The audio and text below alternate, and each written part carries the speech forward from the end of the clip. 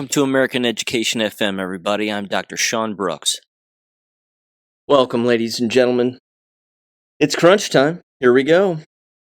Let me start here with this, just sort of as a recap. I started this show 4 years and 1 month ago, and I did it based on a gap of information that I was seeing and not seeing discussed, and certainly not seeing discussed properly. Not to mention the absence of education podcasts certainly telling the truth about the business of education.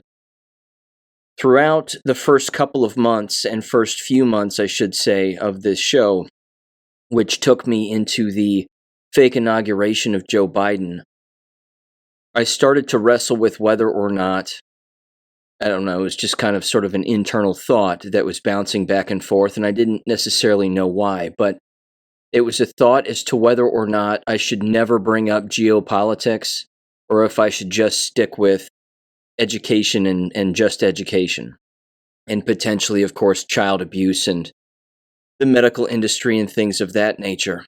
And almost immediately upon starting to have those thoughts, a very crystal clear thought just brushed through my head very fast, and it just said, don't stay off of geopolitics. Keep talking about it, keep paying attention to it, make the connections, of course, directly with the education system and the medical system, because, of course, they're all tied in, and they're all corrupt, and they're all the same. So, again, that's when I really started to organize the show the way that I organize it, where it's geopolitical things at the beginning, education material in the middle, and then medical-related information at the end. So, with that said, I hope that you have noticed that the content has hopefully gotten better. I feel like I've gotten better at this, and I enjoy it. And I hope that you're learning from it also, just like I am, because again, when I'm looking up all the information that I look up and reading the things that I read and connecting these dots, it's an invaluable education. And it really is just fascinating to me, and I really do enjoy it. So I wanted to take this opportunity to just say thank you for listening. Thank you for sharing the show if you do. And I don't plan on stopping, and I fully intend on continuing to do this. I enjoy doing this, and it matters to me because I think it's important. Again, specifically, of course, in the subject of education and what might lie ahead here. You get a lot of sort of conservative individuals out there talking about the business and not looking into it and not analyzing it. And it's all, as I've said before, low-hanging fruit, very easy selective topics that they bring up and complain about, or videos that they show and then just say, ho-hum, I can't believe this is happening, without actually looking a little bit deeper as to why things are happening the way that they are. So, yeah, with that said, again, I just wanted to say thank you for listening to the show. And let's get into it here. Let me mention this first. There was a cartoon that I put in the last war video on Saturday night that I thought was a very good one. Whoever, again, put it together, it made complete and utter sense, I think. And it should show, again, that there is certainly a plan, and a coordinated plan to wake up as many people as humanly possible. The cartoon was a drawing of Donald Trump, of course, at McDonald's, and he's waving to the people who are driving away with food in their car. And one of the individuals, again, is talking to the passenger in their automobile, and they say the following. They say, just think if the last election had been conducted fairly. They went on, they said, Elon Musk wouldn't own Twitter, RFK Jr. would still be a Democrat, and we'd be stuck voting for Mike Pence right now. Then the driver of the car is sipping on a drink and says, I'm loving it. This is accurate. Believe it or not, this is accurate.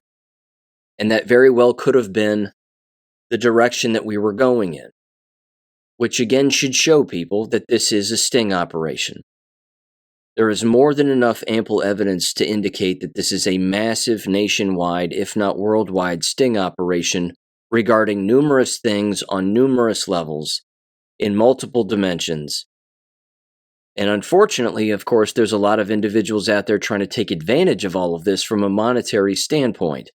At the same time, however, we can even see those people for being the frauds that they are, and fully understand again that this entire operation, albeit a psychological operation, is a deprogramming operation, which doesn't mean that psyops are all bad.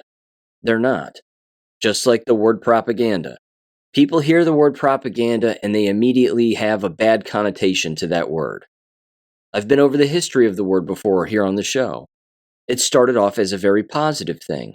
Telling the truth to people in a sea of lies is actually the definition of propaganda.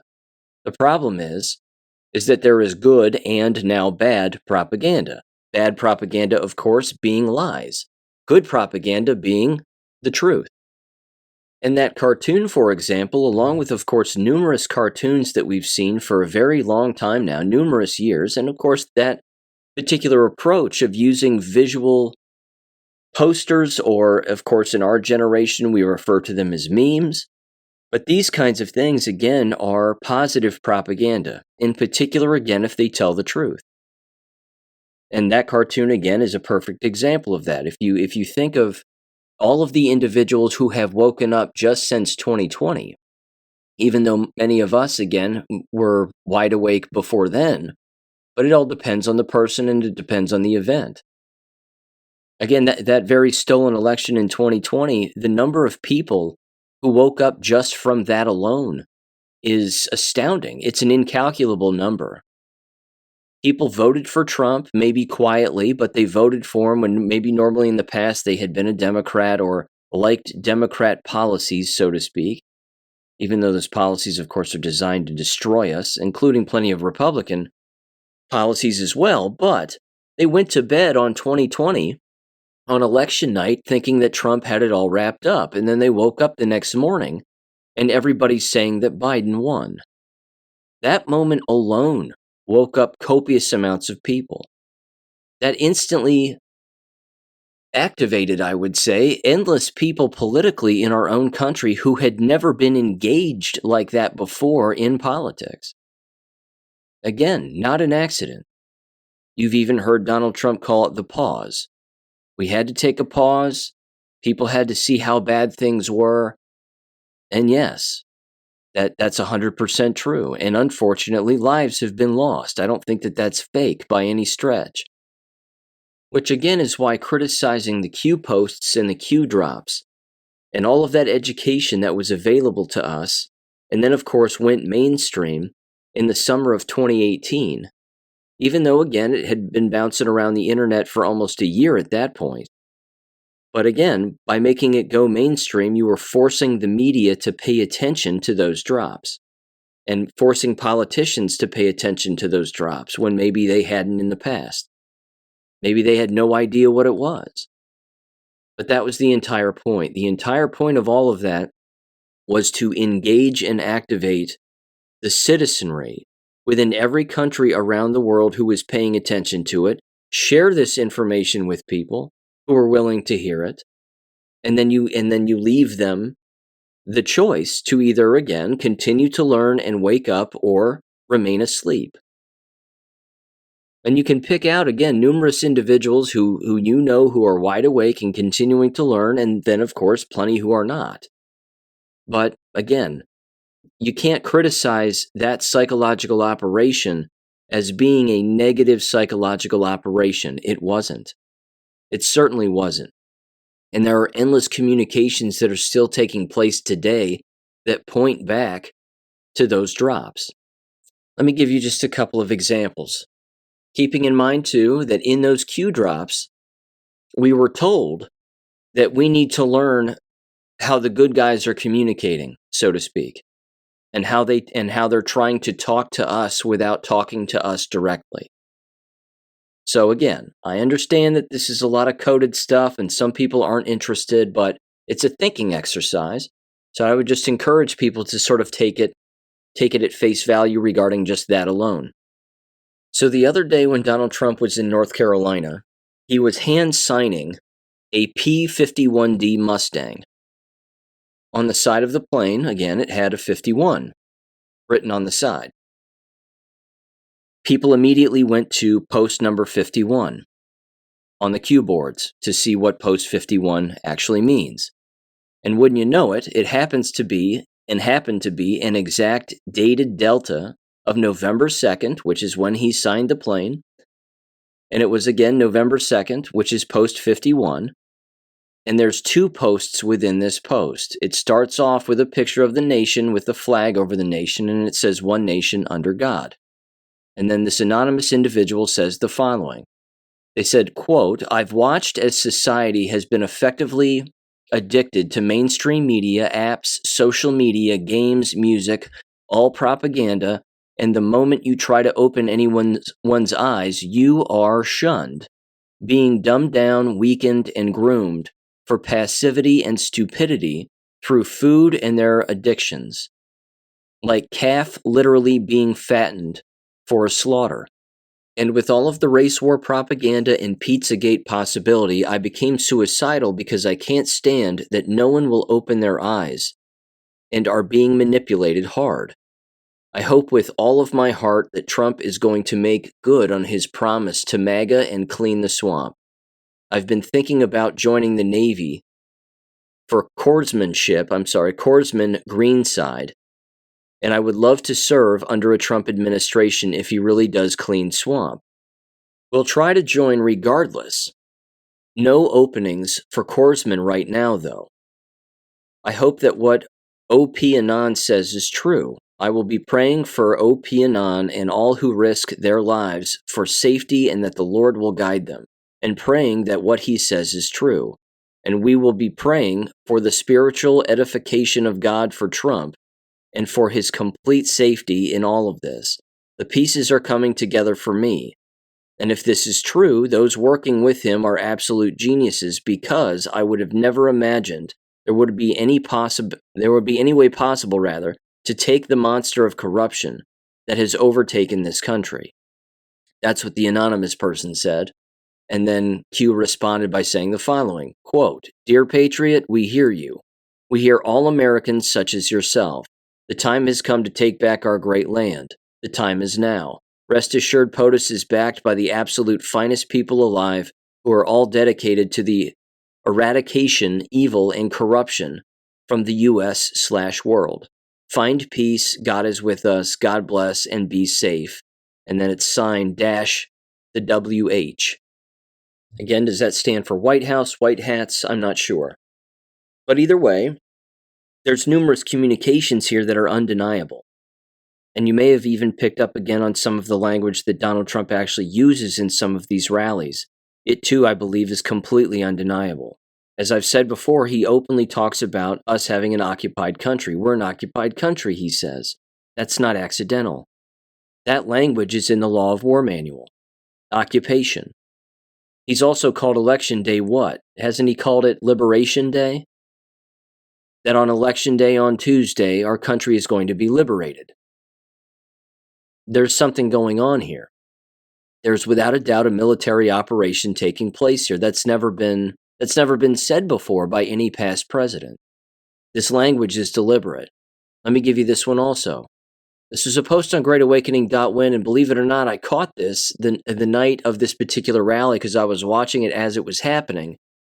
And he openly said, and again, he was mocking Kamala Harris and how she's not on the so-called campaign trail as much as he is. But he openly stated, he said, so here's what we're going to do. He said, we've got 3 more rallies on Sunday and we've got 4 on Monday. He said, so we've got 3 and we've got 4. And he openly says this again, and I thought about Q Post 34. Because again, 34 has to do with taking back our country. There was also this particular post, and again, I'll read it for you one more time. Not only Post 34, but this particular individual basically stated the following. They said, Trump just referenced 11.3, 3 rallies, and 11.4, 4 rallies. Of course, those being the dates, 11.3, 11.4. And then, of course, 11.3 and 11.4 are in the Law of War Manual. It says 4 rallies. Note, National Guard has been activated in 9 states already, according to Liz Crokin. It says the following here for, again, Q Drop 34. My fellow Americans, over the course of the next several days, you will undoubtedly realize that we are taking back our great country, the land of the free. from the evil tyrants that wish to do us harm and destroy the last remaining refuge of shining light.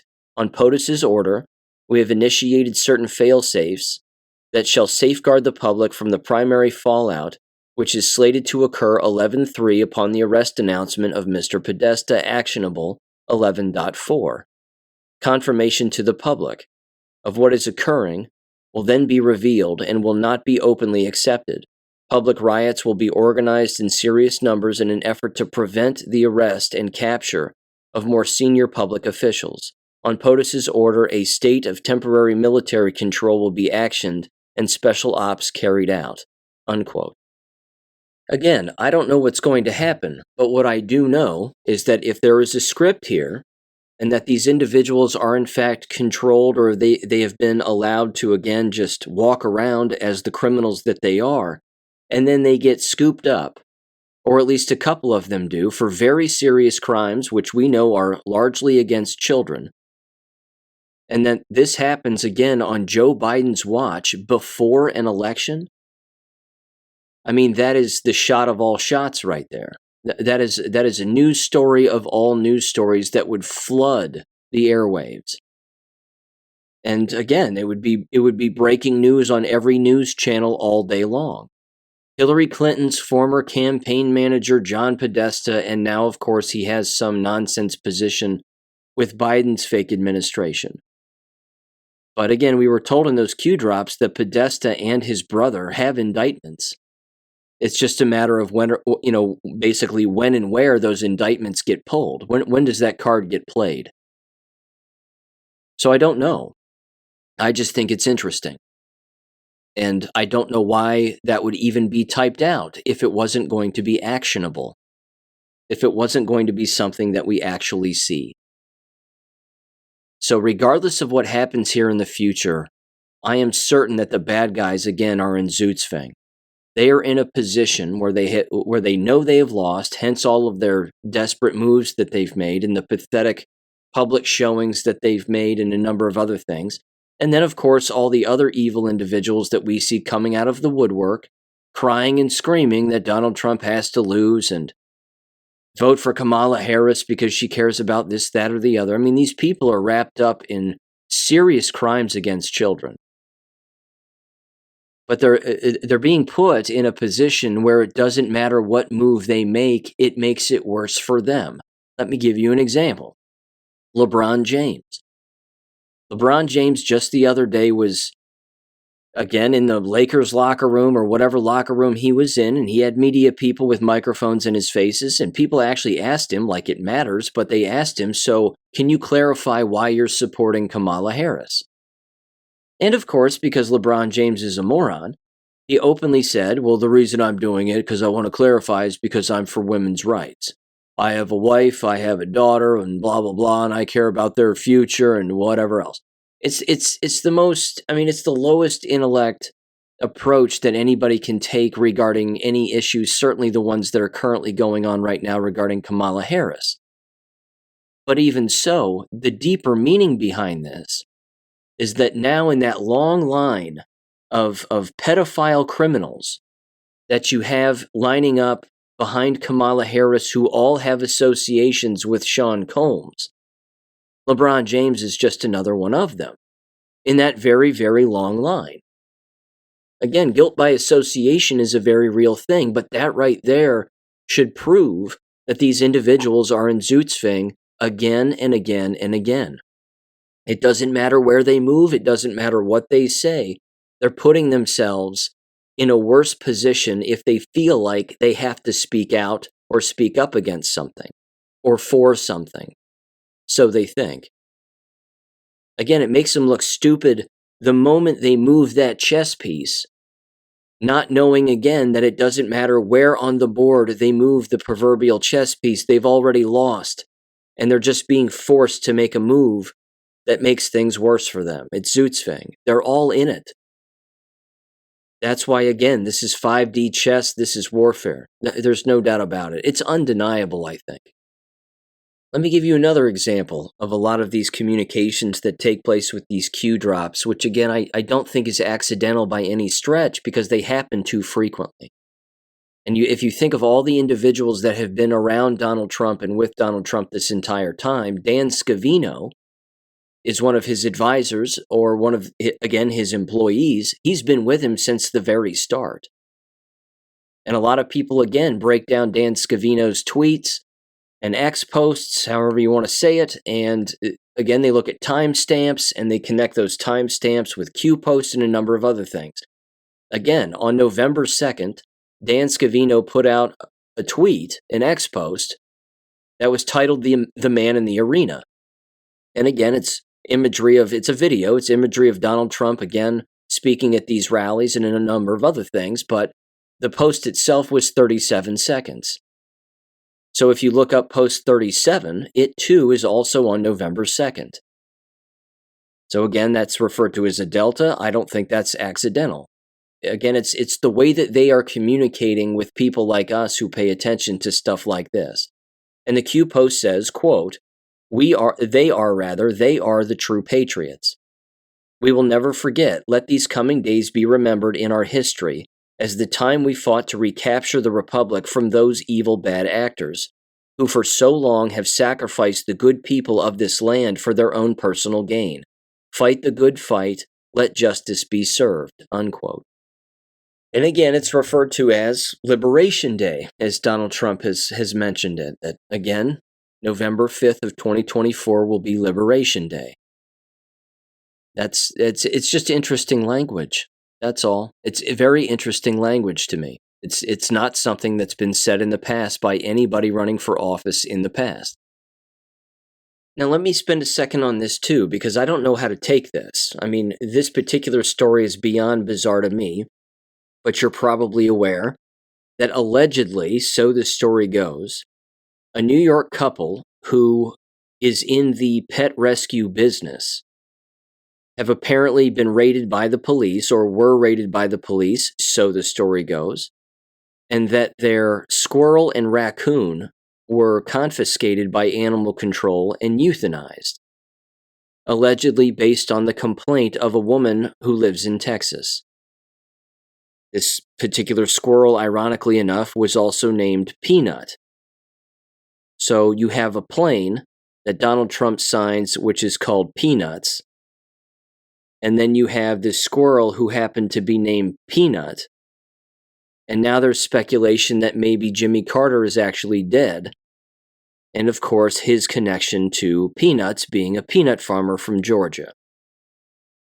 Again, it's bizarre, and I don't know what to believe, but I find it interesting, in particular, again, regarding the timing of this alleged euthanasia, so to speak, of a squirrel and a raccoon, when in fact, if the story goes correctly, or as the story is being told, certainly by the owners of said animals, that those animals were figureheads in their organization where this is what they did for a living. Again, among other things. I've even heard people speculate that the guy is an OnlyFans. He has an OnlyFans account, which is, of course, not good. But either way, lots of confusing messaging regarding this, that, or the other. And again, is it faux outrage? Is it designed, again, to have numerous individuals, again, just point the finger at government and start screaming about government overreach and tyranny? It's possible. It's possible it's fake.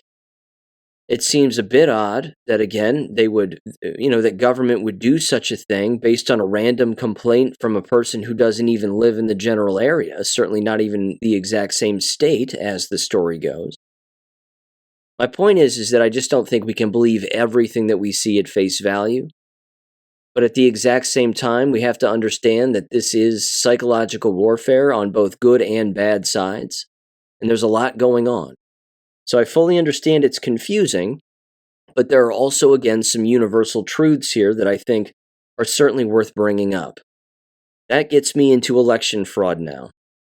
So let me mention this. I played this particular clip, and again, it's a very small clip, on the last war video on Saturday night, but it was a van apparently full of Haitians, self-admitted Haitians, and they said that they came here to the United States from Haiti a month ago, and they are now legal citizens. I don't know how that happens. other than it being illegal. But they openly claimed, this one guy openly claimed, that he's voted multiple times in Arizona and that they were on their way to Georgia to vote multiple times. And like a deck of cards or a hand of playing cards in his hand, he flips out all of these driver's licenses that he has. They all appear to be the same picture of him. They might be different addresses, but they're all the same state. And he holds out at least 4 or 5 of these driver's licenses. So again, voter fraud is taking place. There are foreigners being paid to engage in voter fraud. If we're talking about an occupation of our country, people have to understand that Jewish Family Services and these fake Christian organizations are responsible for a great deal of this. They have to be eradicated. These organizations have to be done away with permanently. We have to see this happen. We have to know that this has happened.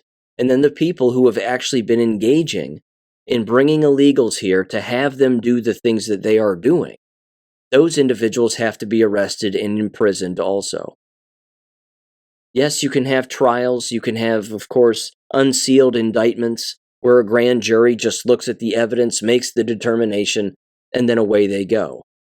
But again, this is treason and sedition also. It's an attempt to overthrow our government and our country, and us as people in this country who are lawful citizens.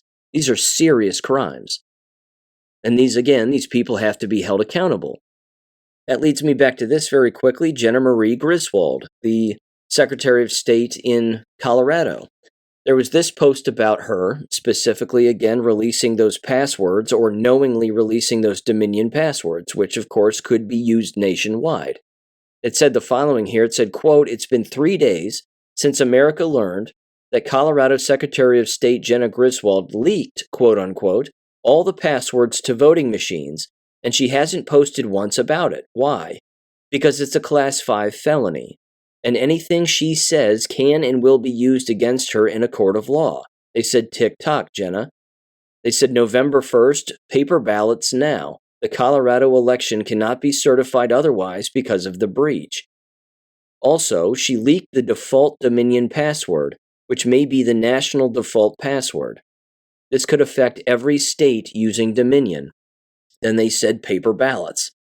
They said, "Seems to me like Jenna Griswold should lawyer the hell up, and so should the state of Colorado. They should be sued by every voter in the state from all parties, since their personal information, addresses, etc. have been able to be accessed by dark web people, as well as others out there, meant to do harm to them."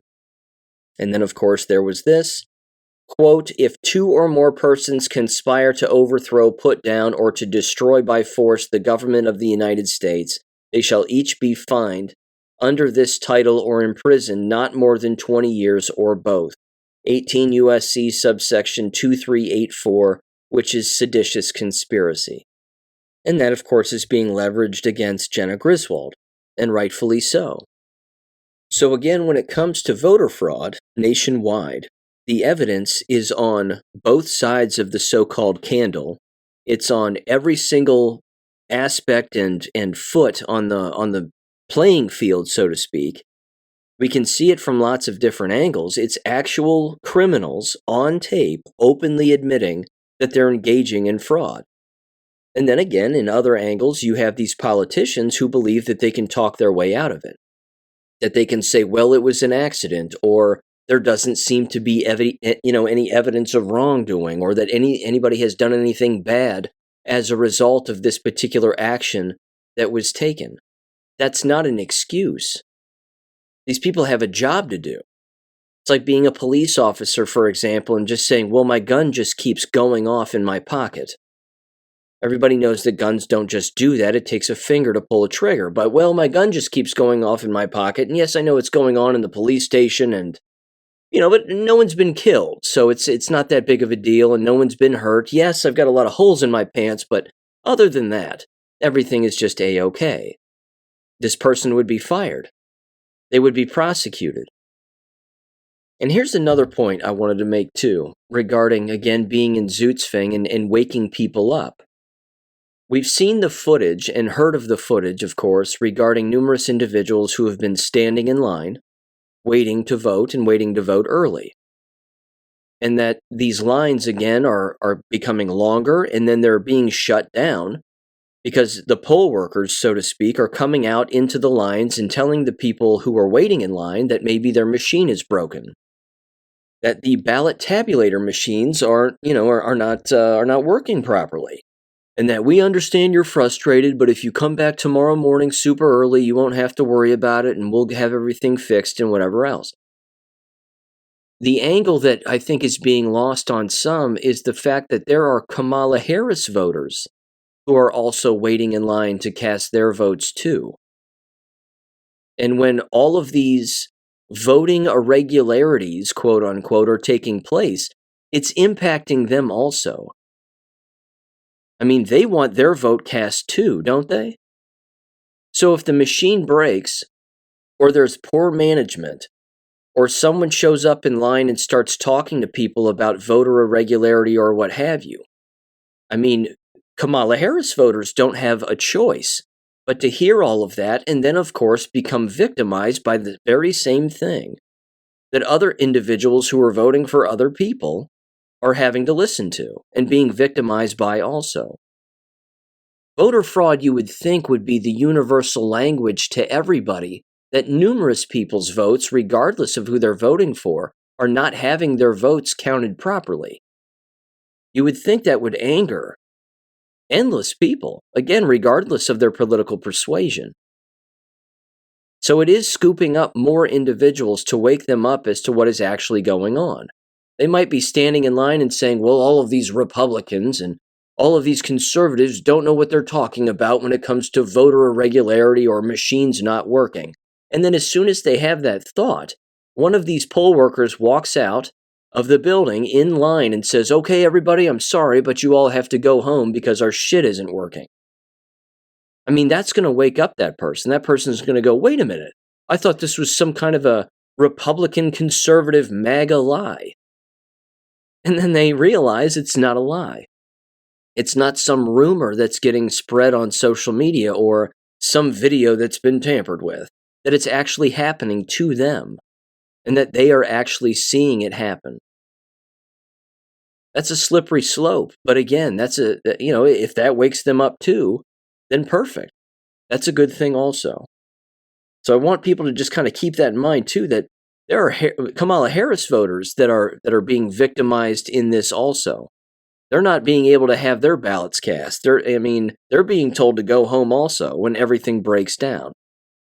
So there's more than ample opportunities, I think, here for multiple people to wake up regarding what's going on.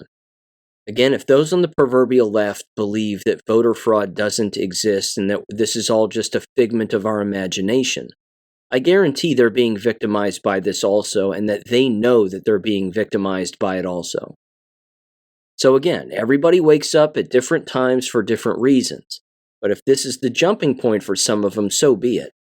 There's also this. There's always the threat of violence and the threat of vandalism that's been taking place. And Washington, D.C. is having some of its buildings boarded up. And they've been running particular drills with helicopters at the Capitol building and a number of other things, putting up more fencing, more police officers, what have you. There was also this here in Cincinnati. The Daniel Carter Beard Bridge, or the Big Mac Bridge, it's a major bridge in Cincinnati that takes you right into Kentucky. On the I-471 highway there.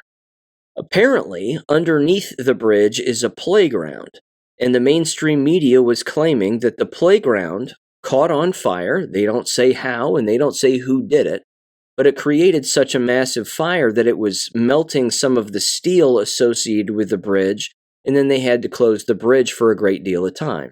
Now, the bridge is back open from what I hear, but they had an entire 5-minute report that night as the bridge was on fire, and they weren't commenting on how it started or who started it or what's going on.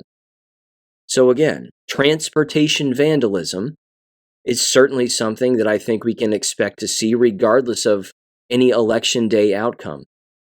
There, of course, is also this. The state of Georgia has openly said that they're not going to be able to count all of the ballots until at least the end of the week, if not longer than that. in the state of Georgia, and that's just the way that it is. So just deal with it, everybody. Again, it's beyond suspicious. This is not normal. Finally, just kind of regarding one other thing here, there has been a theory that's been bouncing around the internet specifically regarding Sydney, Australia, and that there would be some kind of a massive attack in Sydney, Australia. A lot of predictive programming regarding this particular theory, a lot of movies in the past, TV shows that people have paid attention to and linked together that would indicate that there might be some kind of a quote-unquote 9/11 style terrorist attack, and that they, of course, would blame it on someone else who wasn't really responsible, and that might lead to some retaliatory attack or, response from the Australian government toward other individuals. I mean, it's hard to know. But I just wanted to get that out there, too, because that is something that's been bouncing around also. Okay.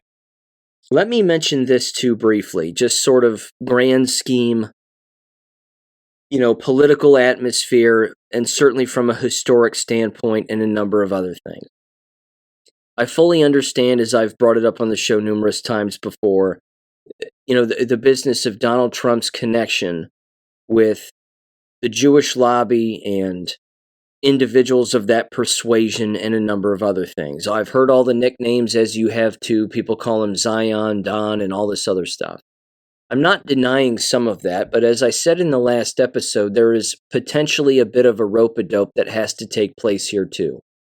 Because we know that when we hear our country is occupied, those of us, again, who have been awake for quite some time and have done the digging on these subjects, we are aware that this occupation is a Zionist occupation of our government. We are not just talking about brown illegal aliens from foreign countries. They are the pawns in this entire scheme, and potentially other pieces on the so-called chessboard, but we know that the ones really making the moves and the decisions is the Jewish lobby. And as I've said before, it's also in the documentary This Is Treason. The same thing has to do, of course, with what I said earlier regarding Jewish Family Services and these fake Christian organizations also in flying in all of these illegal aliens. These are the individuals that are responsible for all of this. They are the ones directing the occupation. Flooding our country with brown illegal aliens has always been, in Jewish literature, to destroy white people and destroy America for a very long time. It's been written about at length. It's been lectured about at length, even by, Orthodox Jews themselves and numerous other people. This is not new, but it is, again, a very real thing. And there's also this, and again, the subject of predictive programming is something that consistently gets brought up and is something that has been written about and theorized about for a very long time, where, of course, the enemy will show people what it is that's going to happen to them unbeknownst to the viewing or listening audience of said event. Again, the show The Simpsons has consistently been brought up as being an example of predictive programming, specifically, again, regarding 9/11 and a number of other issues, many as a matter of fact. I came across this, though, and I don't have the audio to play for you, so my apologies on this, but you're going to have to take me at my word for this, because I'm not lying. I couldn't possibly make this up. There was and I don't believe it was a PC video game. I think that it was a Nintendo 64 video game, if I'm not mistaken, from the late 90s, early 2000s. And it was the video game Sherlock Holmes, or a Sherlock Holmes-like video game. There's a set of dialogue that exists within this video game, and it's a conversation between Sherlock Holmes and Watson, his partner. And as a result of this conversation that they're having back and forth, they're trying to determine who the enemy is, of course, that they're going after, and they highlight who it is. And then at the exact same time, they basically say, well, this particular individual, as it turns out, happens to be Jewish. But their dialogue back and forth, about their enemy, they openly say, and Sherlock Holmes openly says this in this video game, he says, you can't just start yelling that Jews are the problem from their perspective. So Sherlock's looking at Watson and he's going, we can't run out to the newspapers or run around in the streets and say it's the Jews, even though it is. Or that this particular individual, again, that we're going after happens to be Jewish. We can't scream that at the top of our lungs because society would not believe for a minute, on the whole, certainly, that that kind of evil would be that broad among a particular group of individuals. Now, as we know, it's not all Jews that are responsible for all of this. But at the exact same time, in that dialogue back and forth in that particular video game, they're openly stating that there's another way to go about it. That you just can't scream Jew in this day and age, or certainly at their day and age, at the top of their lungs, without, again, panicking numerous individuals or even they themselves being attacked as detectives and investigators. The implication here is that there has to be some warfare that goes on, where again, we of course as individuals have the freedom, certainly still to some extent, in America, to investigate and read whatever we want, and to do this investigation, and to look into real history and a number of other subjects. But at the exact same time, we have to understand that there's more going on behind the scenes that we are not personally responsible for. And that there does have to be a slow drip of information, but also a slow squeezing of the noose, so to speak, around groups of individuals and individuals themselves, in order to, again, get rid of the occupation and get rid of the actual problem that does exist within our country. That leads me to this, which is a bit of a history lesson and certainly a philosophical one regarding ancient philosophers, which I greatly admire and have read about for a very long time. And I came across this particular post on X, and I decided to follow this individual, and it is Culture Critic, @culture_CRIT.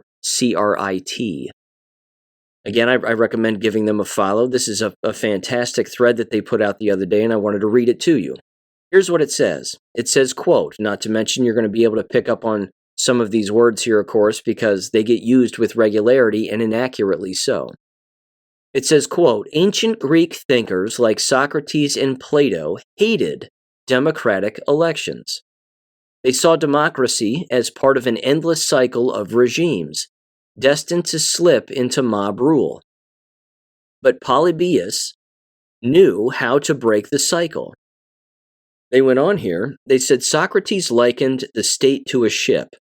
The uneducated voting in elections is like a ship taken over by a crew with no knowledge of sailing. When selecting a captain, the crew is easily swayed by whoever is best at persuasion, not navigation. They said voting, thought Socrates, is a skill to be learned.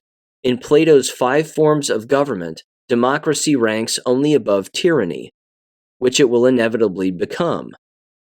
And then again, they have this pyramid here, which I put this graphic in the last war video. And at the bottom of the pyramid, you have tyranny. One section above that, you have democracy. Above that, oligarchy.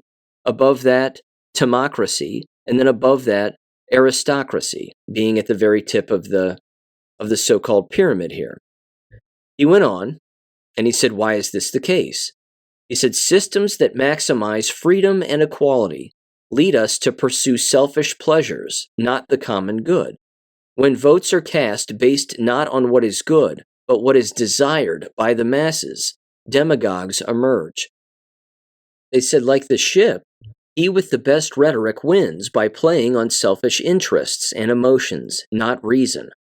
Once in charge, he creates a system of dependency. Quote, he is always stirring up some war so that the people may be in need of a leader, unquote. He went on and said, so Plato thought the ideal system was aristocracy. Voting should be a profession like any other, and only those with expertise should participate. Those with knowledge of good, quote unquote, the philosophers in that case, should rule. But Plato admitted this too is doomed to fail. When aristocratic rulers are no longer motivated purely by reason, but prioritize public approval, things fall apart again.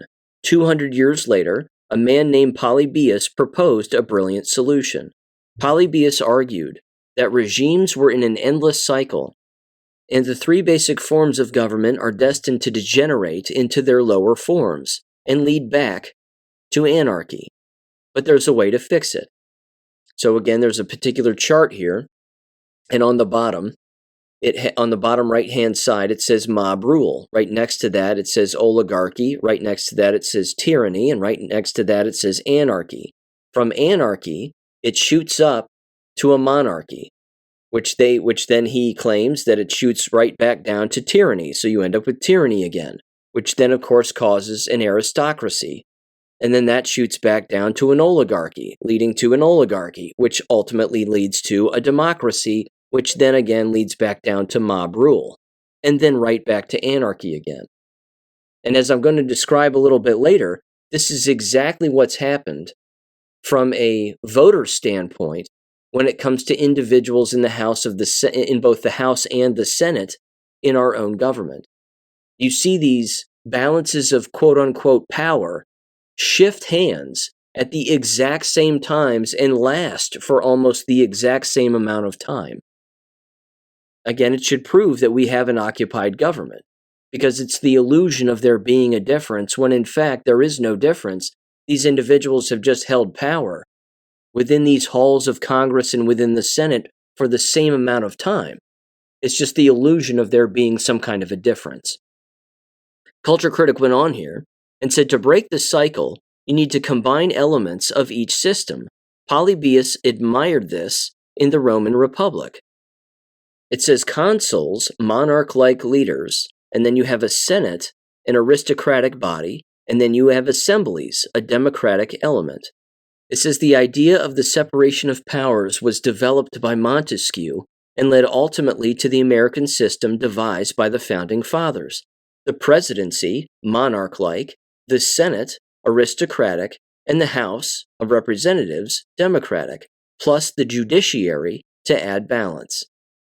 It says, there isn't a true aristocratic element by birth or wealth, but senators are in some sense. They have longer terms than representatives, represent states, not populations, and were originally chosen by state legislators, not the public, until 1913. It says, going back to Socrates, his concern was that democracies are unsafe in the hands of ordinary people. But instead of a privileged voting class, he wanted everyone to think rationally enough to become worthy of participating. Democracy, he thought, is only as good as the educated system surrounding it. And Thomas Jefferson, had much the same concern, where Thomas Jefferson said, quote, if a nation expects to be ignorant and free in a state of civilization, it expects what never was and never will be, unquote. So again, when you hear people say democracy and say that word over and over and over again, they're referencing really only a third or even 1/4, well, it's certainly at least a third, of the way that our country is typically made up, and the way that, of course, the Roman Empire was made up as well. But certainly, of course, our country, stemming from the Founding Fathers and the way that they designed things here. They are just a piece, though. But when you hear the individuals screaming democracy, certainly those on the left, that individuals are a threat to our democracy, what they're again basically saying is they are a threat to our mob rule. Again, you give these people an inch, they'll take a mile and they'll hang themselves with it. And they don't understand that the more that they use these false words, the more likely we are, and endless other citizens for that matter, are likely to look up the real history of these words and what they really mean and where they came from and how they were intended to be used. Because again, throughout time, you can just see the rampant perversion of these words and the twisting of these definitions. That, of course, is communistic as well. Now, all of that leads me to this. Again, given the fact that lots of people, and certainly the vast majority of the country, have been paying attention to Donald Trump and Kamala Harris in the presidency race, what about the other Senate and House races that are taking place? Because this has massive implications for our country also. I'm over on the website Ballotpedia. If you're curious, you can bounce over there yourself and take a look at all of these numbers and statistics and these charts and basically just a boatload of information here. And here's what it says under the United States Congress elections for 2024. It says a total of 468 seats in the U.S. Congress, 33 Senate seats, and all 435 House seats are up for election on November 5th of 2024. Ahead of the elections, Republicans hold a majority in the U.S. House, while Democrats and independents who caucus with Democrats hold a majority in the U.S. Senate. Now, I referenced it earlier, but I want to interpret this chart for everybody. And again, you can bounce over to this website, again, ballotpedia.org, and you can take a look at this exact chart because, again, just at face value, it should show you the occupation of our country and the illusion of there being a difference between political parties here. You can clearly see power changing hands at basically, I would say, certainly within 4 to 8 year time spans between one party and the next. And they just basically are playing past the football back and forth. Who has the majority of the Senate, within these 4 years? And then, oh, look, 4 years later, the other party has the majority in the Senate. And it just flips back and forth. So this dates back to the year 2000, and it takes us right up through 2023. So in 2000, the Republicans had the majority in the Senate, approximately 55 seats in the Senate to the 45 seats for Democrats. And then in 2001, it becomes even. And then in 2002, Republicans hold the majority, and they continue to hold the majority until approximately 2006, 2007. Then it switches. And it just, again, completely flip-flops. You have Republicans down in the 41 range, and then you have Democrats as high as 59. And then it slowly, of course, over the course of that 2 years, becomes a little bit closer. And then it eventually crisscrosses, and then Republicans take control again around 2015. And then it continues to be the case. Republicans have the majority from 2015 until 2020, and then it becomes deadlocked. And it becomes just dead even right down the middle of the road to where, of course, the vice president would have the deciding vote in any particular issue one way or another. But now, as of 2022 and 2023, it's flipped back to where Democrats have the majority. So again, you can just see this perfectly timed switching. It's almost like, again, this is all scripted, which we know that it is. This is the occupation of our government in chart form. And it's sad, to be frank. It's just very, very pathetic. So again, it wouldn't take much for so-called conservatives to, of course, take back the vast majority within the Senate. It would only take a few of those states to flip, and I think that's going to happen. It does say this also. It says elections again to the U.S. Senate will be held on November 5th. We, of course, know that. It says, and 34 of the 100 seats, are up for election. It says 33 of those seats are up for regular election, and 1 is up for a special election.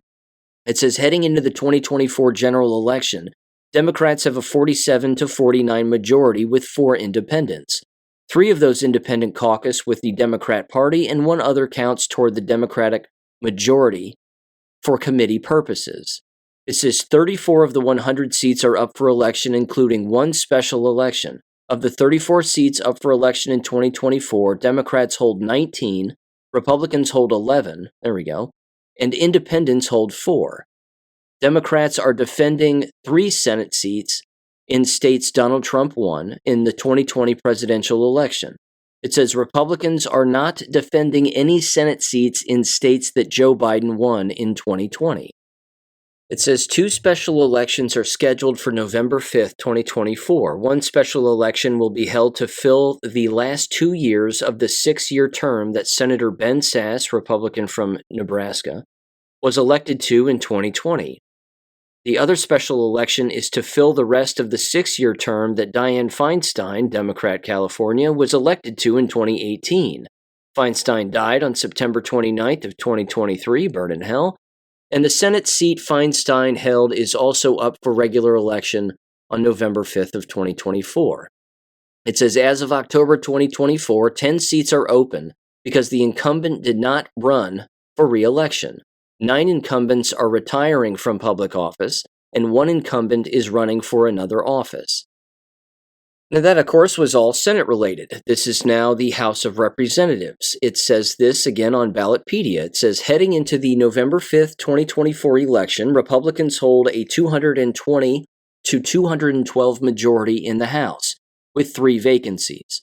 It says all 435 seats are up for election, with Democrats needing to gain a net of 6 districts to win a majority in the chamber. Republicans can only lose a net of 5 districts and maintain their majority or pick up 1 or more districts to increase their majority. In 2022, it says Republicans gained a majority in the U.S. House, winning 222 seats to Democrats' 213. Democrats are defending 8 districts that Donald Trump won in the 2020 presidential election, and Republicans are defending 19 districts that Joe Biden won in 2020, although he probably didn't. It says this year, Ballotpedia is tracking 54 districts, 13.1%, as battleground races. It says 29 of those seats are held by Democrats and 25 are held by Republicans. It says 5 states, Alabama, Georgia, Louisiana, New York, and North Carolina, are using different congressional maps for the 2024 election than they did in 2022 due to court rulings or legal requirements. It says in 2024, 45 seats are open because the incumbent did not run for re-election, and 4 are open because the incumbent lost in a primary. And again, here's kind of the sad truth of the entire situation also. Again, occupied government, no doubt about it, and that this entire thing has been gamed against the American people and sort of the ebb and flow between these so-called differing parties. Much like the senatorial positions have changed hands over the course of time and over the course of the last 2 decades, they have a very similar chart here that looks equally as suspicious regarding the House seats. And this is from 1999 all the way through 2023. So in 1999, you had Republicans with a slight majority. And then that continues to be the case all the way until approximately 2007, where everything basically switched. And then, of course, throughout 2007 and the years after, certainly until about, approximately 2012 or 2011, you had Democrats completely in charge, with the vast majority in the House, with, of course, the Republicans in the vast minority in that position. And then, of course, around 2012, everything changes hands yet again, and the Republicans get the majority. And then they maintain the majority until approximately, it looks like 2018, where again everything switches hands again. And we know that 2018 was stolen also. We were actually watching that take place. Donald Trump's policies were already in place. Numerous tax breaks had already taken place, and things were going in a great direction. And then all of a sudden, again, you had voter fraud. And everybody was watching that transpire in real time. I mean, the number of websites that were popping up that were showing exactly what was taking place, where you could actually zoom in on a specific county and you could see again how many people were voting for this candidate or that candidate. And then, of course, statewide as well. And all of that got stolen right in front of everybody's eyes, and people thought, well, wait a minute. Donald Trump is in office. He won. He had the majority of the House and the Senate at the time. What in the hell's the problem? And well, again, it was done on purpose to basically strip him of any potential power, certainly within the last year to 2 years of his term. And again, that was not accidental. But then, of course, that switched over time.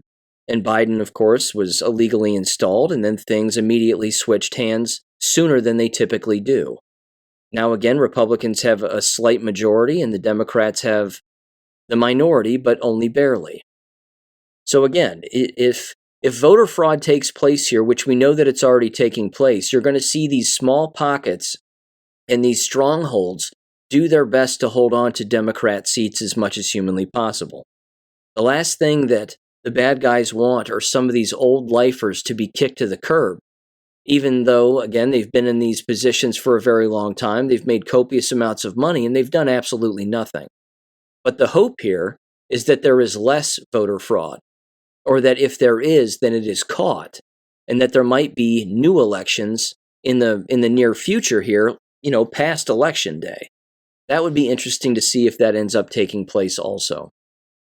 Now, just getting back to the Senate very quick, and the Senate incumbents, again, there are a number of them retiring here from public office. And even in Q Post, it specifically said, pay attention to who's retiring, because it usually means that these people have been compromised, either by the good guys, certainly, and they've been told to retire and then might face prosecution down the line, or maybe they were plants. It's hard to tell.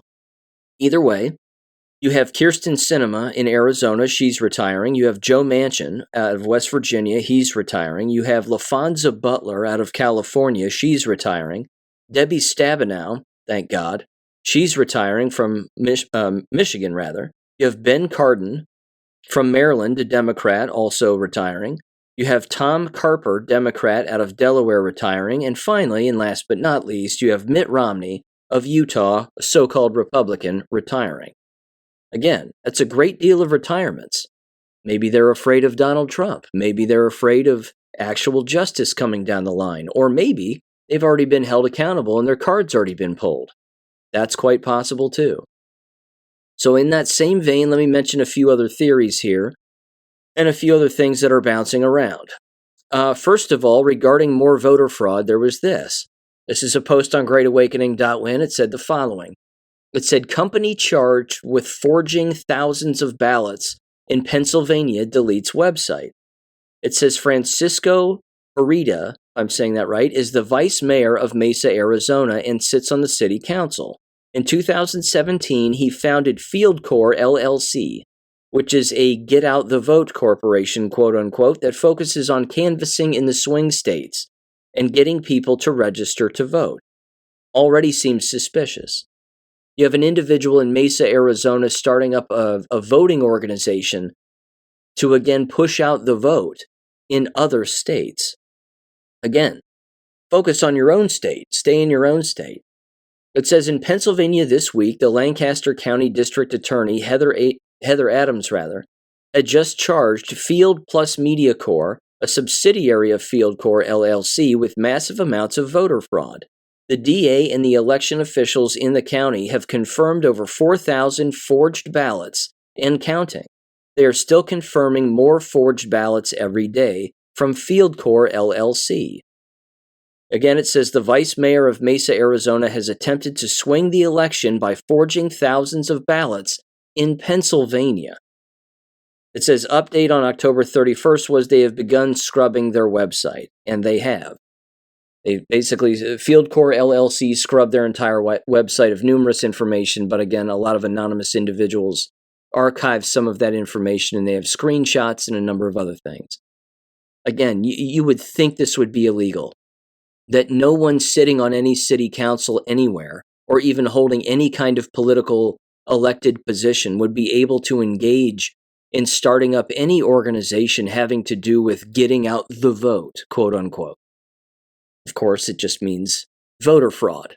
So again, you'd think that that individual would be rounded up and on their way to jail. Time will tell. Here was one final prediction from somebody. Again, you can take it with a grain of salt, but whatever. It's their theory. Frankly, at this point, with all the theories bouncing around, I have no idea what's going to happen. I don't have a clue. I think that, I will say this, I think it will be slim to none that a winner will be called in either the presidential race or all races clearly by, I would say, early Wednesday morning. I think this is going to stretch out, which is unfortunate because, of course, it should never be this way. But here's what they said. They said, prediction, there won't be an election on the 5th. This was forwarded from Renegade Media over on X. They said, yes, I feel pretty confident the military will pull the plug on this election before it completes. Was listening to Trump's 1 p.m. Eastern rally in North Carolina just a few minutes ago. He said, 6 more days, well, maybe 5, depending on how you count it, quote unquote. No matter how you count it, i.e. count today or not, it's definitely 6 more days until Tuesday the 6th. Of course, this was days ago, as you can figure out. It says this suggests that the plug might get pulled Monday the 5th. It said the writer got the dates wrong. They said, in my humble opinion, the plug will be pulled Monday based on the volume of cheating. Space Force has the real ballots watermarked and can see the real vote totals. By Monday, the overwhelming majority of people will have already voted, and Trump's real win numbers will be staggering. Trump has said repeatedly, quote, 11/6 will be the most historic political event, not election, in our nation's history. That's true. He does say event. He's not saying the most important election. He's saying the most important event. Again, the word usage is unique, I think. They went on, they said, what is that? It's got to be way more than a presidential election that happens every 4 years. I think Brunson gets released too, and Space Force releases the real 2020 vote count as well, where Trump also won in a landslide. Trump gets reinstated immediately. Immediately, they said. So we're not waiting around for some J6 event, or we're not waiting around for, the inauguration day, so to speak. They say immediately here. They said in 388 people, including Biden, Harris, Pence, and 385 Congress members, get arrested for treason for failure to follow the Constitution on January 6th of 2021, instead illegally certifying a fraudulent election. And then they say they see NESARA announced earlier that same day or shortly thereafter too. Again, I don't know if any of that's going to take place. But they wrap it up and they say, the panic is real. The Democrats know their leash and lease has run out. The demons are howling and whining. But there won't be, rather, any bargaining for those who remain, unquote. Again, I'm not one to necessarily believe the NESARA thing. However, I will say this. I did hear Donald Trump say the other day that on day one of his return, and this is almost a direct quote, he said he will immediately make a financial move that will benefit every American. He did say that. Again, I heard it in a very recent rally here over this past weekend. I want to say it was the last rally that he gave on Friday night, if I'm not mistaken. So that could have been North Carolina, could have been Michigan, but either way, he did say that. He said again on the first day of me back in office, I'm going to make a nationwide decision regarding every American's finances that will benefit every American. He didn't specify beyond that, but I find that very, very interesting. There was also this post, remarkably optimistic also, and I think it should show that, again, there are a lot of good guys here working on some very, very good things, because this is not a tweet or an X post that we would have seen in the past. Nor would we hear again politicians, so to speak, openly bringing up this very specified subject. This is Robert F. Kennedy Jr. over on his X account, and he said this just the other day on November 2nd. He said, quote, on January 20th, the Trump White House will advise all U.S. water systems to remove fluoride from public water. Fluoride is an industrial waste associated with arthritis, bone fractures, bone cancer, IQ loss, neurodevelopmental disorders, and thyroid disease. President @Real Donald Trump and First Lady Melania Trump want to make America healthy again. And then he tags a couple of other people. Again, talking about fluoride in the water on the basis of a politician bringing it up is frankly something that has never happened before. It just hasn't. And again, for him to openly say that this will happen, that on January 20th, the White House will advise all U.S. water systems to remove fluoride from public water, that's a big flippin' deal. That's a huge deal. Can you imagine? Imagine the dentistry. I mean, the dentist business alone is going to have their heads explode because these dimwits think that actual fluoride helps anything. And just like this, in one fell swoop, you have Robert Kennedy with one X post telling everybody that fluoride is industrial waste associated with illness. And of course, it's associated with tooth decay and poor oral health. But most dentists don't believe this because they're brainwashed. Fluoride is in every product that they use. It's in the tooth polish, for God's sakes.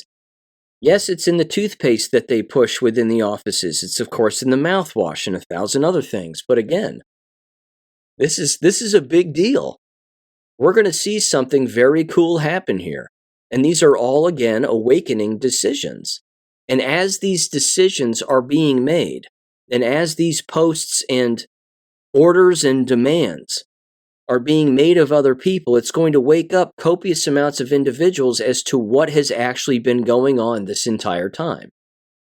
But you have to understand, we had to have a citizenry that was educated on this to begin with. It doesn't mean that there aren't going to be people who lose their minds every single time that something good happens because they think, unfortunately, that it might be a bad thing that's happening, when in fact it isn't. But you had to have the vast majority of the American population, specifically on this issue, understand that fluoride is a poison, and that is the case now. Unfortunately, there are people who think that fluoride is perfect for oral health and it is the thing that helps everybody. Well, that's not true. But swallowing these pills of truth here, these quote-unquote proverbial red pills, these are easier for us to swallow because we've already swallowed them, digested them, and then, of course, replicated it for other people to understand that this is, in fact, a legitimate red pill that people need to pay attention to. So it's easier for us to comprehend and accept, but for those that are asleep, it isn't. So I would say this. I would say that in the future, we're going to have more opportunities to wake people up to this. Take again just this, this specified fluoride post and this fluoride, whatever you want to call it, an order or something along those lines. That if and when this takes place and transpires, there's going to be numerous people bringing up this subject on a constant basis. This is going to provide the knowledgeable, i.e. you and me, this is going to provide us the opportunity to continue to red pill these people on this subject. And yes, we can start it off by saying, oh yeah, we know that fluoride's poisonous. We've known this for a very long time. And then, of course, the look on their face will be, well, what do you mean you've known about this for a long time? Well, this information is out there. We've known this. That's why they're removing it, because they know it also. And it never had to be in our water system to begin with. And then, of course, you look at that one person and you say, that's just one topic of discussion. Imagine all the other things that people are consuming that are poisoning them. Imagine all of the other lies that you've been told, that these particular things aren't harmful or are beneficial for you when in fact they're not. The red pilling isn't going to stop here, ladies and gentlemen. It's going to kick into overdrive. And it's true. We are going to have to be here to help these people. And I fully understand, again, the wavelength. I've even given up on it in the past, and I've said it on the show, that if people aren't awake, that it's completely up to them now, and too bad for them because they're jabbed and they're this and they're that and whatever else. I still, again, to be optimistic here, I still do believe that there are going to be more opportunities for us to educate numerous individuals on these subjects and turn around and quote-unquote circle back. Sorry to steal that stupid line again, but just bring it on back to this education piece of, again, always educating either new listeners to this show or other programs, and again, just reiterating these positive messages that have to be brought to the public. And again, hopefully it does red pill people, because if this gets stripped and these lies get stripped away, not only from the public, but from industry itself, there will be nowhere to hide. The asleep won't have anywhere to hide. And that's, again, not going to be a bad thing. That'll be a very good thing.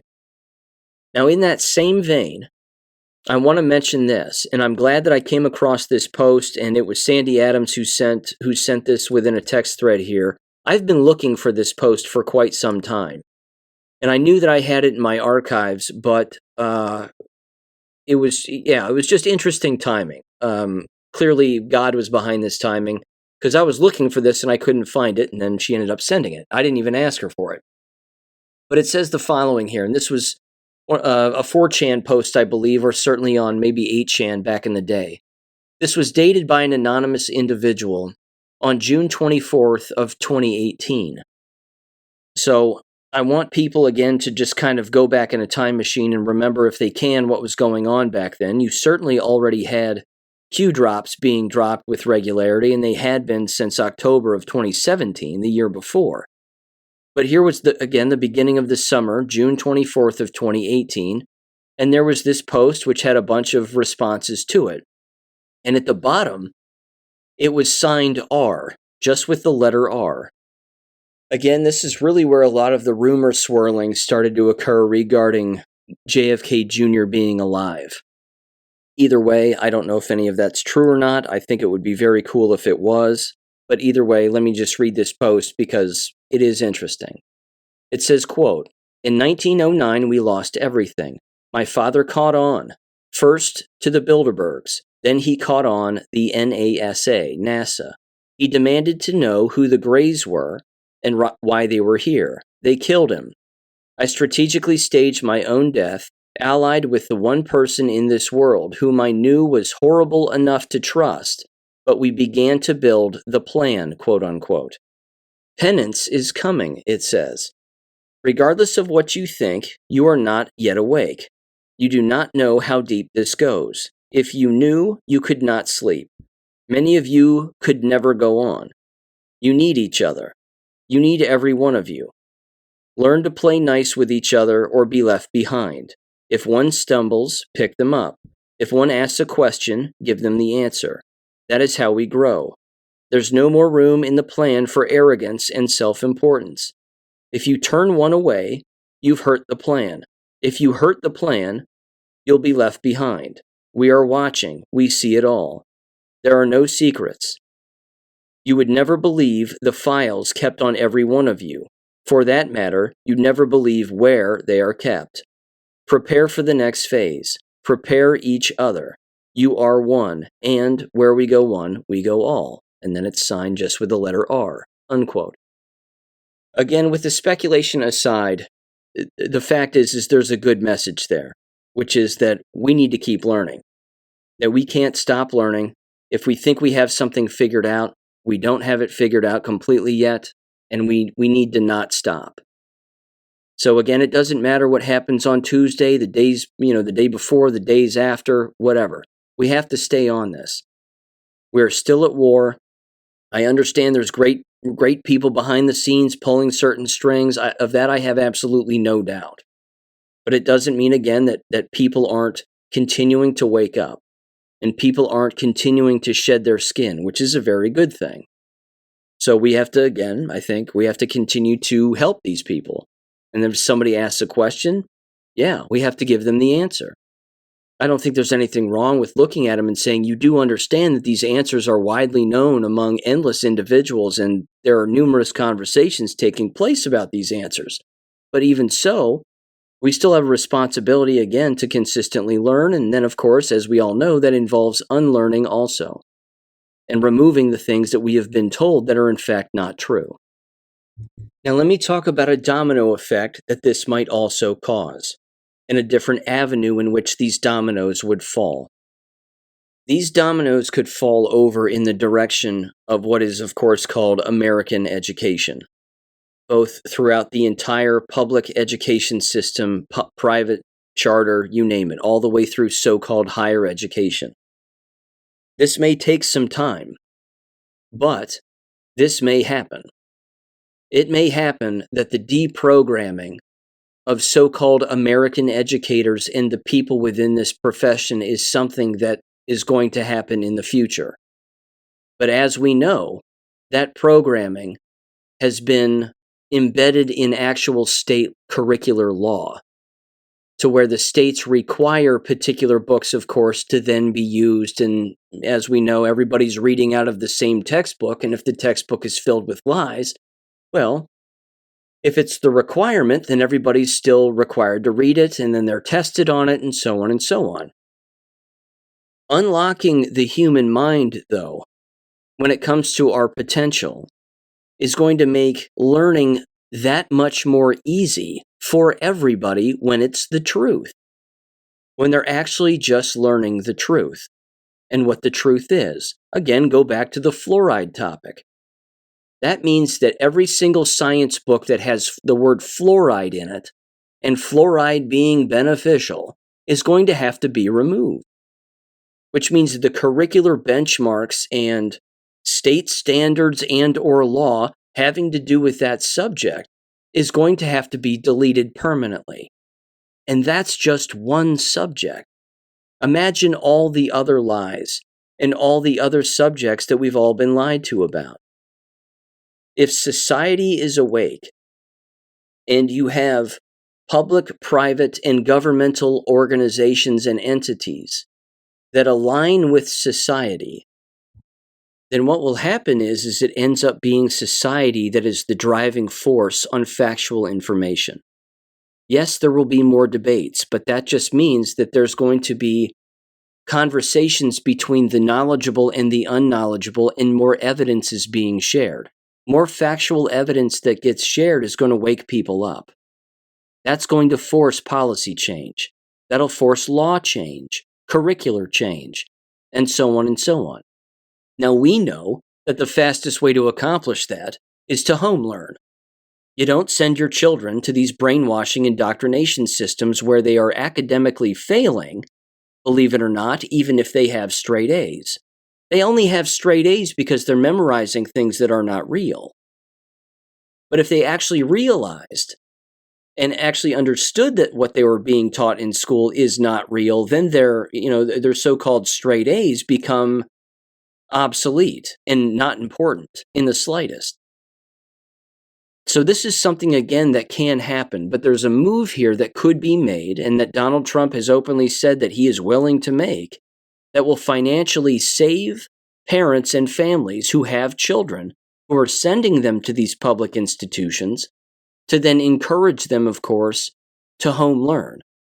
I want to play this audio. This was from a while back. I've heard him say this before, but he's specific here regarding tax exemptions for homeschooling families. We've never had a president say this before, certainly not in recent time, because past criminals who have been presidents want the citizenry to rely on government indoctrination and brainwashing and torture schooling systems. This is a massive tax break that would crush the American indoctrination system called K-12 education in the blink of an eye. Because the one unfortunate universal language for a lot of people is money. And if you speak to that, and all they have to do is have their literate children learn at home on their own time, and you end up getting a $10,000 kickback or tax exemption from government if you just homeschool your children, parents are going to take that up. So give Donald Trump a listen here in 3, 2, 1. When I'm reelected, I will do everything I can to support parents who make the courageous choice of homeschool. Under the Trump tax cuts, we allowed families to use 529 education savings accounts to spend up to $10,000 a year tax-free on tuition for grades K through 12. This was a tremendous win for school choice, very important, school choice, remember that term. And yet that benefit did not apply to homeschoolers. So to support the growing homeschool movement, in my next term, I will immediately fight to allow homeschool parents the same incredible benefit, $10,000 a year per child, completely tax-free to spend on costs associated with homeschool education. I will also work to ensure that every homeschool family is entitled to full access to the benefits available to non-homeschool students, including participating in athletic programs, clubs, after-school activities, educational trips, and more. To every homeschool family, I will be your champion. Do not vote Democrat. They are looking to destroy you. If you don't mind my saying that, Joe Biden can't put two sentences together, and yet he's looking to destroy you. Do not vote Democrat. Vote for honest Donald. Thank you very much. Now, he, of course, recorded that before Kamala Harris took over, so that was either sometime back in the spring or it was sometime potentially even earlier than that. Either way, that's fantastic. Now, here's how this would work, at least based on my understanding. He cannot sign an executive order that would make that a nationwide policy. That's my understanding. It would either have to become federal law, or it would have to go back to the states. But when he says he's going to be an advocate for this and advocate for homeschooling families, long term, what does this mean? It means that he will be visiting numerous states across the United States, and that those politicians within those states will want to sign on to something like this, because it will be beneficial to them as politicians also. Again, it'll save government copious amounts of money, certainly state and local government copious amounts of money. And then what will happen in the long term? Even long term, more than that, those politicians will end up in office, and then that will become state law, depending on the state. Now, again, if it were federal law, I would love that in the blink of an eye. And I would love that, again, to become not just an executive order, but actual federal law. But it really does have to become state law also, because there, of course, are state rights to begin with.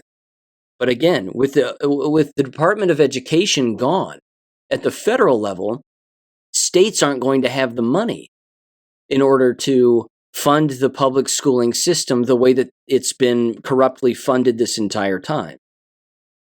So again, long term, more local politicians at the state level are going to have to start advocating for these tax breaks for homeschooling families and each of their children.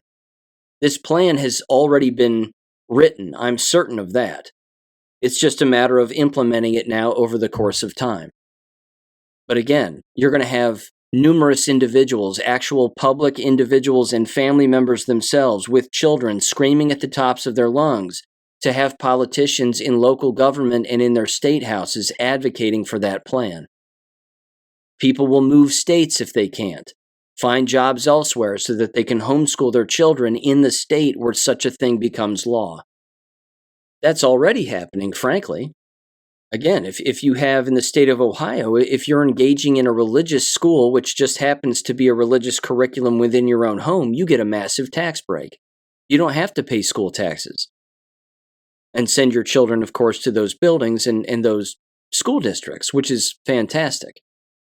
But this becoming a state-by-state thing first and then a nationwide event that takes place, public education will get crushed. Because it has to be that way. No government control. This is how you free the mind. And I love it. Again, this is something that has to happen going forward. Okay. Jab-related stuff. Couple of things here. Number one, unfortunately, on Joe Rogan's podcast, J.D. Vance was on there and he openly admitted that he is jabbed and jab damaged. Or at the very least jabbed and openly stated that he had 2 shots and that he's never been more sick and that he has, quote-unquote, had COVID 5 times since receiving those shots. He said he was bedridden for at least 2 days, and then they started talking about shots, and he openly again was stating that as a result of taking those shots, his heart was racing, he was sweating, he could hardly move. He said, I wasn't sick before I took the shots, and then I got very ill, and I've been ill numerous times since. Now again, unfortunately, it's not COVID that he has or has had. There's no such thing. He has a compromised immune system and damaged DNA. That's the problem. He has VADS. So, again, I wish the best for J.D. Vance. I don't want anything to happen to him or anybody else for that matter, although Anthony Fauci's a different story. I'd like to see him hang by the neck until dead, but either way, or just fall over from the shots. But again, I don't want these people to fall over as a result of what they've done. And this right here should tell everybody that this has been one of the universal lies that has existed in this war. And that numerous people have fallen for this. I don't think J.D. Vance is lying. I don't think that he was very bright on the shot taking. He openly said, he goes, I just didn't want to wear the mask anymore, so I took the shots and blah, blah, blah. It's the same brainwashing lie that you would hear from somebody who, again, was attempting to be a career politician and somebody who has come from, these big business organizations and these big firms. So it's unfortunate, but it is a reality. So we'll keep an eye on that too. With that said, you would think this would be making the rounds even more, certainly on a nationwide level, because this is huge. and very good news. This was on October 29th of 2024 here from childrenshealthdefense.org. It was titled Idaho Health Board, First in U.S. to Defy CDC and FDA by Removing COVID Vaccines from Clinics. So, immediately, my wavelength of thought is, hello, McFly, Earth to every county. Why is it that an entire state health board in Idaho has removed all of these shots from every clinic in their state and is working right now to do that? I mean, what is it that they have figured out that you don't have figured out? It says Idaho's Southwest District Health will no longer offer COVID-19 vaccines after its board voted 4-3 last week to pull the shots from the 30 locations where it provides healthcare services. This is a start. This is a good start.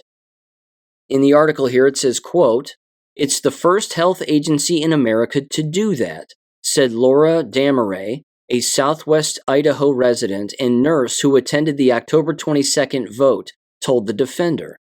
Misty Karlfeldt, executive director of Health Freedom Idaho, agreed that the board's vote is historic. It's thrilling, quote unquote, she told the Defender. The board's vote came after it received about 300 public comments urging the district, which encompasses 6 counties, to stop promoting the shots. At the bottom of the article, it does say that as of September 27th of this year, there were 1,604,710 VAERS reports of injury or death following the COVID-19 vaccination. And as we know, VAERS is not reliable because it is less than only 1% of actual vaccine adverse events. You can do the math on that.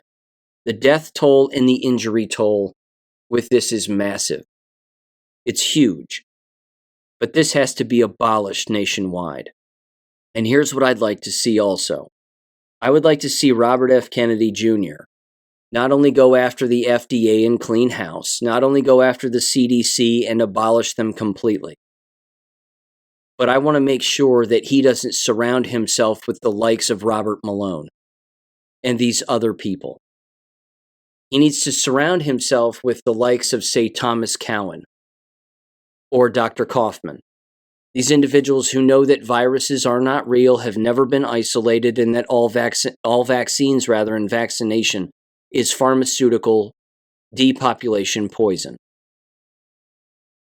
He has to surround himself with the right people. He cannot surround himself with these lifers, these bureaucrats, and these people who have friends in 3-letter agencies. This cannot be what happens in the future. I would even suggest that he not surround himself with Peter McCullough, Ryan Cole, or these other individuals either. He has to leapfrog those individuals and get past them and understand that there are endless other individuals out there who know far more than they do and are willing to, again, read and research and listen with open minds instead of be resistant to the truth. So, yeah, that's my 2 cents on that, but we'll see what happens in the future. I certainly hope that that's the case because, again, we have to move in a better direction here. There's no doubt about that. So here's where I'll end this. And again, I want to remind everybody that there probably won't be a Wednesday episode, but I'll put something together for Thursday because I want to, again, gather as much information as I can and condense all of it and see where things sit after Election Day. And then I'll come back with one probably on Thursday, but most certainly on Friday. I want to end with a quote here, though, about leadership. And it's a good one. And it's very apt and very well done, and it ties in perfectly with, I think, what we're experiencing and what we want to see. So here's what they said. Quote, "The art of leadership, as displayed by all truly great popular leaders of history, consists in focusing the attention of the people against a single adversary and ensuring that nothing will break it up. The more the militant energies of the people are directed towards one objective, the more will new recruits join the movement, attracted by the magnetism of its unified action. Therefore, the striking power will be all the greater. The leader of genius must have the ability to make different opponents appear as if they belonged to one category. Otherwise, weak and wavering followers may easily begin to doubt the justice of their own cause if they have to face different enemies. As soon as the facilitating masses find themselves facing many enemies, their sense of objectivity will be aroused. They will ask how it is possible that all others can be wrong, and that they themselves and their movement alone are right. Unquote. This is most certainly what we need to see going forward.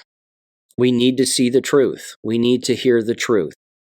The best form of propaganda is the truth. That's it. This is what we thirst for. This is what we long for. We can find it ourselves.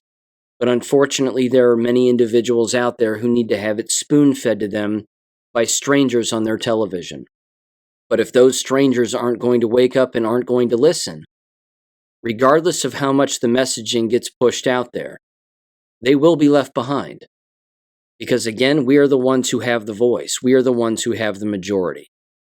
We're the ones who are supposed to be running this country, not government. It's supposed to be us, all of the time. So don't take your foot off the pedal. Stay aware, stay vigilant, stay prepared.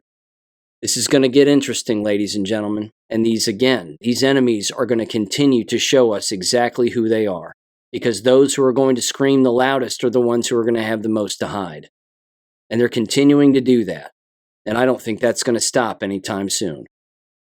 So with all of that said again, thank you for listening as always. Bounce over to my Substack if you want and check out the last article that I just put together on Project Esther. That should show you who our enemy is also. They write it in there. It's in their own documentation. They openly contradict themselves and they openly state who they are and what they want for our country. And that right there, of course, as you know, is our occupation. That is our occupied enemy.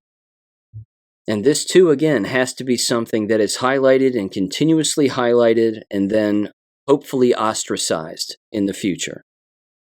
But with that said, again, regarding Election Day, heads on a swivel. We'll all be watching, I'm sure. We'll all be paying attention. Feel free and communicate with me if you'd like. If you have my text, feel free and text me. Again, everybody's got my email. Feel free and shoot me an email. Give me your observations, your thoughts. I'll drink all of it in. I'll respond back with what I think is going on also. And yeah, here we are. It's go time, ladies and gentlemen. God bless everybody, and I'll catch you later this week. Peace. Thank you for listening to American Education FM. Make sure and check out AmericanEducationFM.com for more information. Take care and God bless.